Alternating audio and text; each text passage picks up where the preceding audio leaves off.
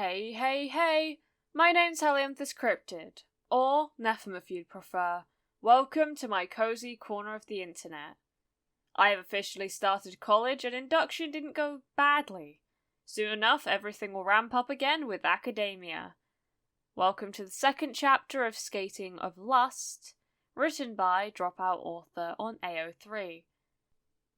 This fanfiction is inspired by the villain reki POVs made by @v.sappenrover on TikTok. Before I begin, here's a note from the author. This story is set after Skate the Infinity. The ages of the main cast are as followed. Reki and Longa are 19, Mia is 15, Kaoru, Kojiro and Adam are 29, and Tadashi is 31. Now I implore you to sit back and relax whilst I read to you.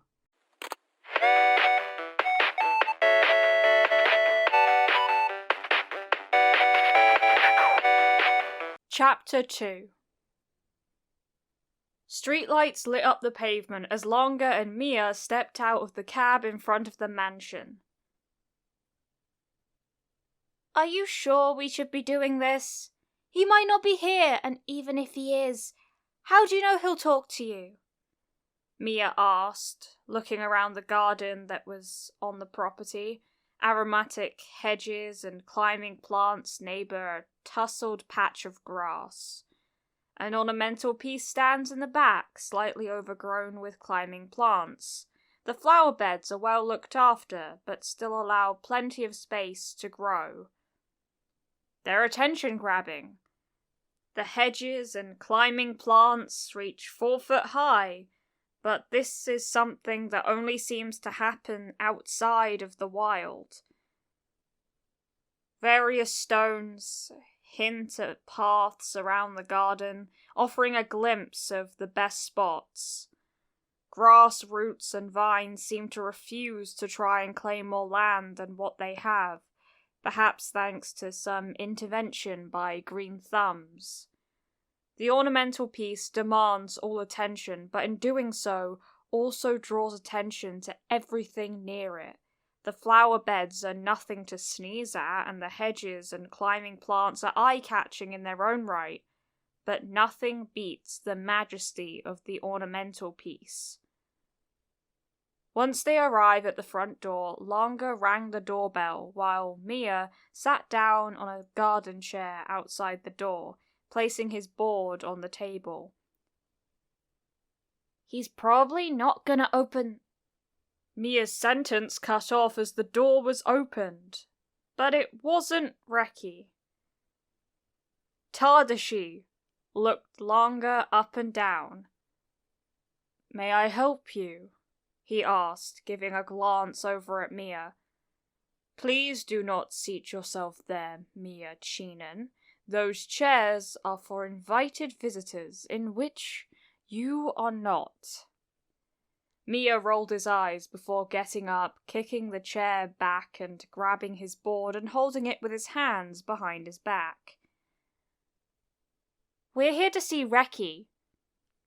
"Master Reki is not Tadashi got cut off as Longa grabbed his tie and pulled him towards him. "You either go and get Reki this instant, or I will do it myself." The bitter, cold voice made Mia gulp. Had Longa's personality always been like this? Or did losing Reki in his life set off a specific trigger? "Very well then, but I can't promise he wants to talk with you," Tadashi said as Longa let go of him before the assistant walked back inside the mansion. "Longa, I think you should tone it down a notch. You're scaring the shit out of me right now," Mia mumbled, looking at the older and studying his body language. Longa had started cracking his fingers while his right foot was anxiously on his board, sliding it back and forth.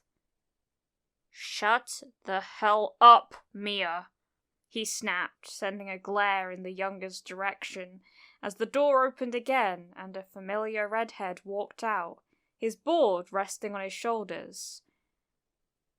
Reki spoke in a monotone voice as he looked Longer up and down. You want a race or something? You don't seem too happy seeing me. A crooked smile rested on his face. Mia started and clenched his fists, but Longer raised his hand to silence him. Silencing the children? How unusual of you, Longer. Are you gonna say something for yourself, then? Reki said, removing the skateboard from his shoulders and placing it on the ground, leaning against the doorframe to look at the Canadian and what he had to say. Fuck it! Longer broke the long silence before picking up his skateboard and looking directly at Reki. Whoever I'm looking at right now is a different person than the guy who taught me how to skate. I don't even know what to tell you, he said, forcing a peal of laughter before dropping his skateboard to the ground, stomping down on it with his foot. Longer, what the fuck? Mia yelled as the board broke into two pieces before looking at Reki to see his reaction. After all, he's the one who custom-made that board for Longer when he first started skating. He raised an eyebrow at Longer. Was that supposed to tell me something? He chuckled as Longer picked up both board pieces and threw them at Reki. Done with skating. Oh no, I'm done with you and your fucking bullshit. I don't know what made you think I would be all on board with how you decide to do shit. As soon as we graduate, you disappear off the face of the earth and then show up a year later with the person you hated with your entire body. How does that make any fucking sense in your head? Longer snapped, pulling Reki closer by his collar. You told me I was your favorite person. You swore to God that I was your favorite person. But screw that and screw you. Because you will never have to hurt the way you know that I do. Longer paused to breathe, looking at Reki, who was looking elsewhere, not paying attention, so the former let go of him. What's the point? I'm talking to a wall anyway. Just like always. Longer paused slightly. Are you done whining? Reki mumbled, picking up his board. I need to get back to my training. How am I gonna get through to you when you don't even care for what I have to say? He mumbled, turning on his heel to leave. Reki doing the same. Mia grabbed the redhead's jacket, stopping Reki from leaving. Not so fucking fast, Slime. Oh great, more third graders who want to use me as their therapist. Reki rolled his eyes and pulled himself out of Mia's grip. You're nothing except for a damn rotten slime who's got less talent in skateboarding than the average middle schooler, yet Longer did everything to find you, and all you do is bark like a loyal bitch for scum like Adam. Do you have any fucking idea how much pain Longer is in because of you? Reki grimaced at the sight of Mia getting tearful while talking. Please, just leave, and don't fucking bother me again. I need to prepare for my beef with Joe. He mumbled and walked back inside, closing the door behind him. You lousy coward! Mia snapped, picking up a piece of Longer's board and throwing it at the window with all his strength, shattering it before turning on his heel and dragging Longer with him. We're leaving.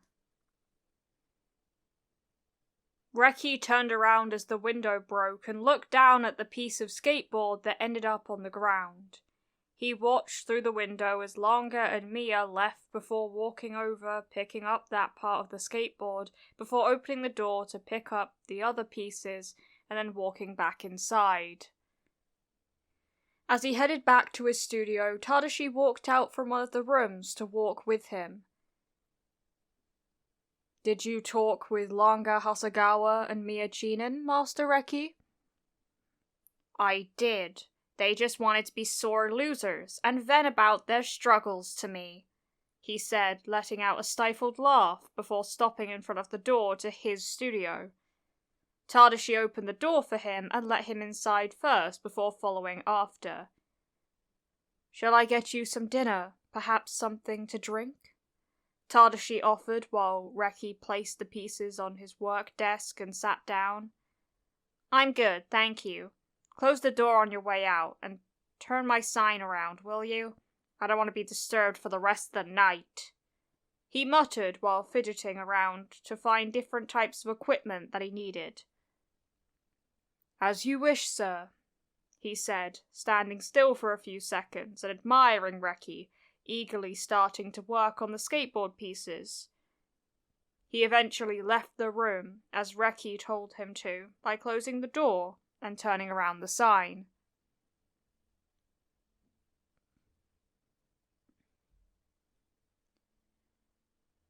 Reki, listen to me. You don't stand a chance against Joe, and he will destroy you. Why the hell won't you take my advice? I know what kind of skater he is, and it's dangerous for you even attempting to beef with him. Kaoru was, once again, blocked by security guards as he tried to speak with Reki. Cherry, could you please leave Prince Reki alone? He needs to focus on himself now in the minutes before the race begins. You shut your fucking mouth, Adam. I don't want to hear a single word roll off your tongue, especially not Reki's name, Kaoru snapped, sending a glare to the masked man, who gave a loving smile back. I appreciate your concern for me, Cherry, but I only listen to real skaters. Last time I checked, using an AI to skateboard isn't exactly real skating. Reki chuckled, standing up and grabbing his board before walking over, the security guard stepping aside as Reki looked at Cherry. You're in my way. Step aside. Reki simply pressed his skateboard hard and quickly down onto Kaoru's feet when the older didn't budge. I said step aside. Kaoru grabbed Reki's collar. You better fucking learn how to treat your elders with respect, kiddo, or I'll have Shadow make you a part of the pavement. He spoke through gritted teeth before pushing him to the side. Don't come crying to me and tell me I didn't warn you when Joe eventually crushes you in this race. He turned on his heel, looking at Inosuke with a scowl.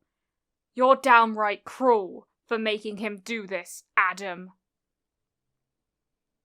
He'll only learn if he makes mistakes himself.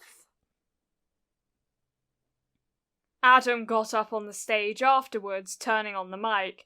Hello, bitches and bros and non-binary hoes! The audience cheered as Adam appeared. Although Adam had started making more appearances on S lately, people got hyped up by it.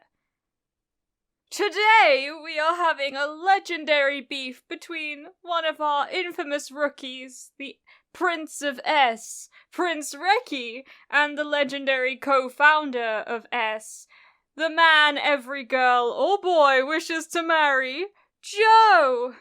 Give it up for these two, everyone, Adam announced as the two skaters walked up to the starting line.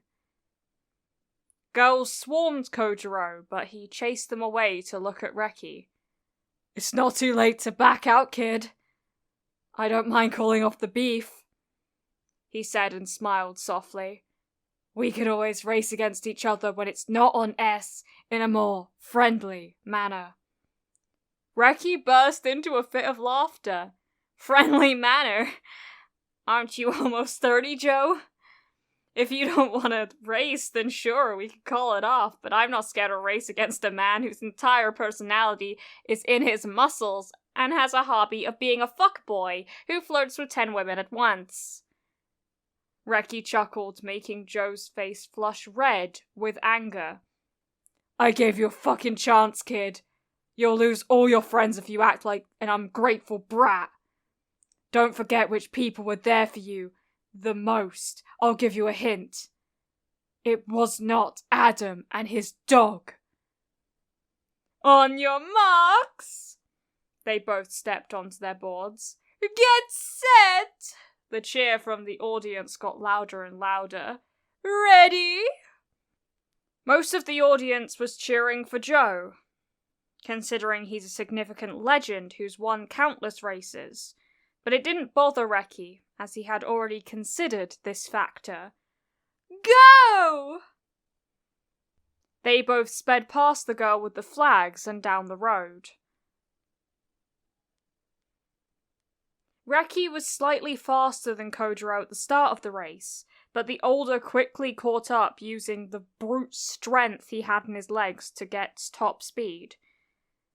The kind of top speed that Reki could never achieve no matter how hard he tried, unless he suddenly decided to do a bunch of workout exercises at the gym, but even then it would not be enough.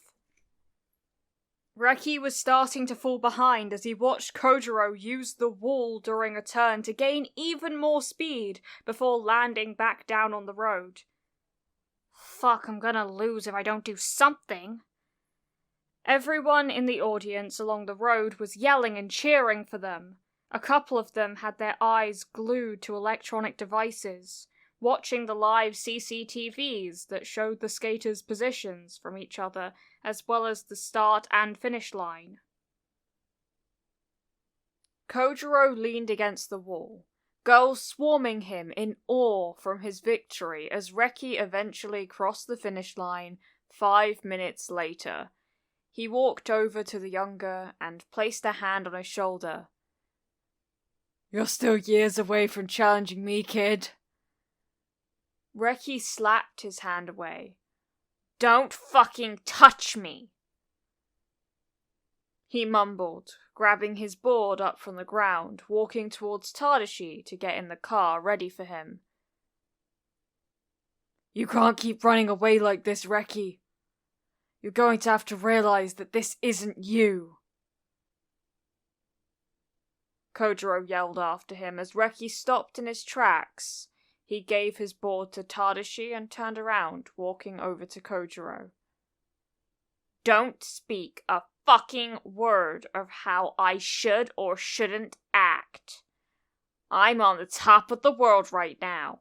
Why stay grounded by the narrow-minded when I can just do as I want with my talent?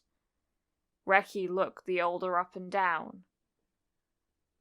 As the rest of you live a fragile life, I'll make the most of it. He turned back around to leave, walking over to the car.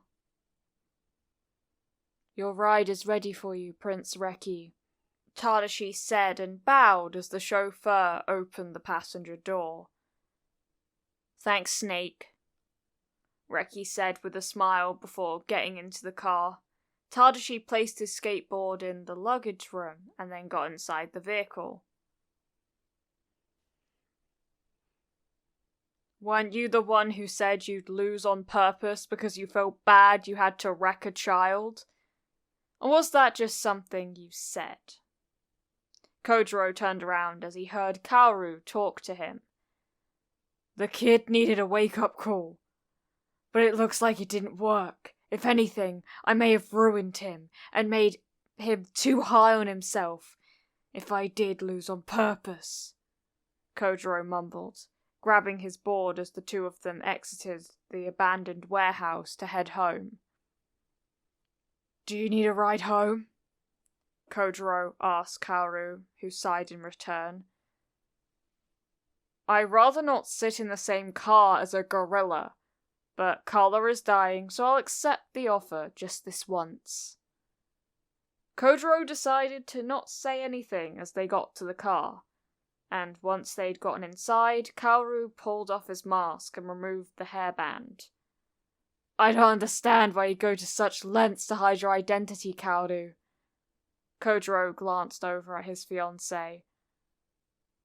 Because considering the S is technically illegal, I'd rather not lose my job and reputation over something like underground skateboarding.